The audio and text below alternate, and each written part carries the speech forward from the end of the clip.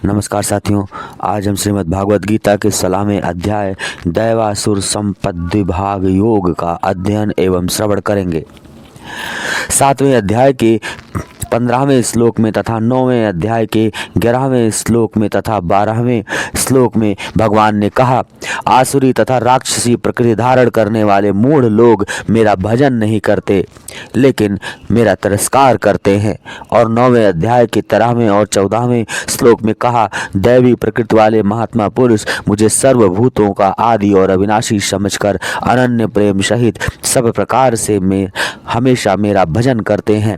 लेकिन दूसरे प्रसंग चालू होने के कारण वहाँ दैवी और आसुरी प्रकृति के लक्षण वर्णन नहीं किए हैं। फिर 15वें अध्याय के 19वें श्लोक में भगवान ने कहा, जो ज्ञानी महात्मा मुझ पुरुषोत्तम को जानते हैं वह सर्व प्रकार से मेरा भजन करते हैं। इस प्रकार इस विषय पर स्वाभाविक रीत से ही दैवी प्रकृति वाले पुरुष के तथा आसुरी प्रकृति वाले अज्ञानी मनुष्य के लक्षण कौन कौन से हैं वह जानने की इच्छा होती है।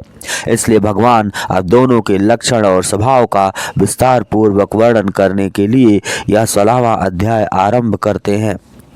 इसमें पहले 3 श्लोकों द्वारा दैवी संपत्ति वाले सात्विक पुरुष के स्वाभाविक लक्षणों का विस्तार पूर्वक वर्णन करते हैं।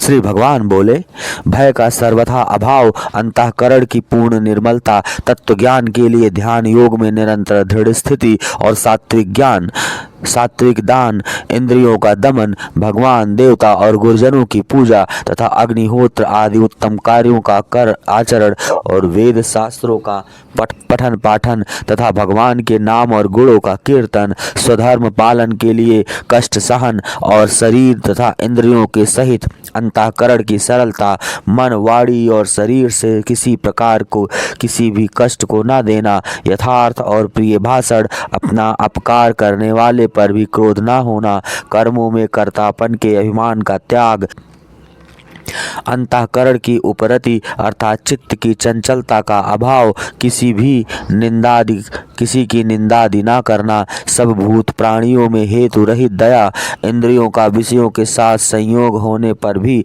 उसमें आसक्ति का न होना, कोमलता, लोक और शास्त्र से विरुद्ध आचरण में लज्जा और व्यर्थ चेष्टाओं का अभाव, तेज, क्षमा, धैर्य, बाहर की शुद्धि तथा किसी में भी शत्रुभाव का न होना और अपने में पूज्यता के अभिमान का अभाव, ये सब तो है अर्जुन दैवी संपदा को लेकर उत्पन्न हुए पुरुष के लक्षण हैं। हे पार्थ, दंभ, घोर घमंड और अभिमान तथा क्रोध, कठोरता और अज्ञान भी ये सब आसुरी संपदा को लेकर उत्पन्न हुए पुरुष के लक्षण हैं। दैवी संपदा मुक्ति के लिए और आसुरी संपदा बांधने के लिए मानी गई है। इसलिए हे अर्जुन, तू शोक मत कर, क्योंकि तू दैवी संपदा को लेके उत्पन्न हुआ है। हे अर्जुन, इस लोक में भूतों की सृष्टि यानी मनुष्य समुदाय 2 प्रकार का है, एक तो दैवी प्रकृति वाला और दूसरा आसुरी प्रकृति वाला। उनमें से दैवी प्रकृति वाला तो विस्तार पूर्वक कहा गया, अब तू आसुरी प्रकृति वाले मनुष्य समुदाय को भी विस्तार पूर्वक सुन। आसुर स्वभाव वाले मनुष्य प्रवृत्ति और निवृत्ति इन दोनों को ही नहीं जानते, इसलिए उनमें ना तो बाहर भीतर की शुद्धि है, न श्रेष्ठ आचरण है और ना ही सत्य भाषण है। वे आसुरी प्रकृति वाले मनुष्य कहा करते हैं कि जगत आश्रय रहित, सर्वथा असत्य और बिना ईश्वर के अपने आप केवल स्त्री पुरुष के संयोग से उत्पन्न है, अतएव केवल काम ही इसका कारण है, इसके सिवा और क्या है। इस मिथ्या ज्ञान को अवलंबन करके जिसका स्वभाव नष्ट हो गया है, जिसकी बुद्धि मंद है, वे सबका अपकार करने वाले कुकर्मी मनुष्य केवल जगत के नाश के लिए ही समर्थ होते हैं। वे दंभ, मान और मद से युक्त मनुष्य किसी प्रकार भी पूर्ण न होने वाली कामनाओं का आश्रय लेकर अज्ञान से मिथ्या सिद्धांतों को ग्रहण करके और भ्रष्ट आचरणों को धारण करके संसार में विचरते हैं।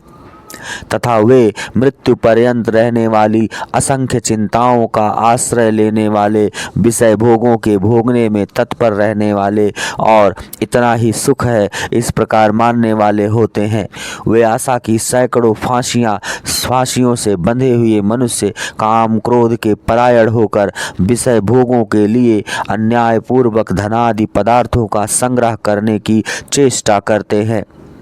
वे सोचा करते हैं कि मैंने आज यह प्राप्त कर लिया है और अब इस मनोरथ को प्राप्त कर लूँगा, मेरे पास यह हो जाएगा। जब शत्रु मेरे द्वारा मारा गया और उस दूसरे शत्रु को भी मैं मार डालूंगा। मैं ईश्वर हूँ, ऐश्वर्य को भोगने वाला हूँ, मैं सब सिद्धियों से युक्त हूँ और बलवान तथा सुखी हूँ। मैं बड़ा धनी और बड़े कुटुंब वाला हूँ, मेरे समान दूसरा कौन है। मैं यज्ञ करूँगा, दान करूँगा और आमोद प्रमोद करूँगा। इस प्रकार अज्ञान से मोहित रहने वाले तथा अनेक प्रकार से भ्रमित चित्त वाले, मोह रूप जाल से समावृत और विषय भोगों में अत्यंत आसक्त आसुर लोग महान अपवित्र नरक में गिरते हैं। वे अपने आप को ही श्रेष्ठ मानने वाले घमंडी पुरुष धन और मान के मद से युक्त होकर केवल नाम मात्र के यज्ञों द्वारा पाखंड में शास्त्र विधि रहित यजन करते हैं। वे अहंकार, बल, घमंड, कामना और क्रोधादि के परायण और दूसरों की निंदा करने वाले पुरुष अपने और दूसरों के शरीर में स्थित मुझ अंतर्यामी से द्वेष करने वाले होते हैं। उन द्वेष करने वाले पापाचारी और कुकर्मी नधर्मों को मैं संसार में बार बार आसुरी योनियों में डालता हूँ।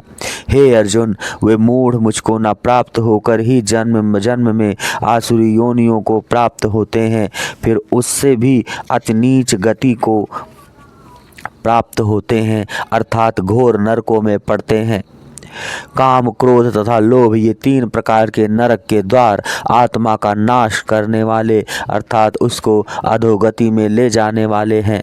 अतएव इन तीनों को त्याग देना चाहिए। हे अर्जुन, इन तीनों नरक के द्वारों से मुक्त पुरुष अपने कल्याण का आचरण करता है, इससे वह परम गति को जाता है अर्थात मुझको प्राप्त होता है। जो पुरुष शास्त्र विधि को त्याग कर अपनी इच्छा से मनमाना आचरण करता है वह न सिद्धि को प्राप्त होता है, न परम गति को और न सुख को ही। इससे तेरे लिए इस कर्तव्य और अकर्तव्य की व्यवस्था में शास्त्र ही प्रमाण है, ऐसा जानकर तू शास्त्र विधि से नियत कर्म की करने योग्य है। इस प्रकार उपनिषद, ब्रह्म विद्या तथा योग शास्त्र रूप श्रीमद् भागवत गीता के श्री कृष्ण अर्जुन संवाद में दैवासुर संपाद्विभाग योग नामक 16वां अध्याय संपूर्ण हुआ। अगले अध्याय का श्रवण एवं मनन करने के लिए कृपया चैनल को सब्सक्राइब करें, लाइक करें और शेयर करें और नोटिफिकेशन बेल को ऑन करें। धन्यवाद। जय श्री कृष्ण।